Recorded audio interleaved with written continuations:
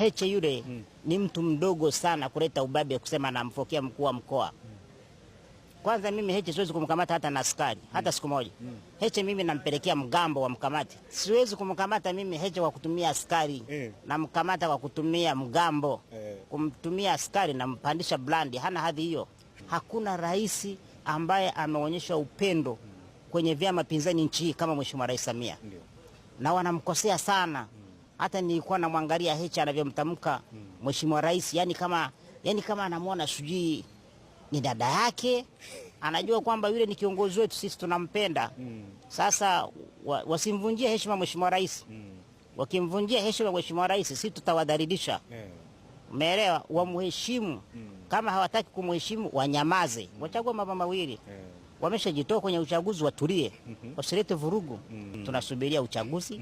Mheshimiwa Rais atashinda. Ana sababu za kushinda. Amefanya mambo makubwa, amefanya mambo mazuri, maendeleo. Hata tuseme tu Mheshimiwa Rais asimame kwenye miradi yao, nao wasimame kwenye miradi yao.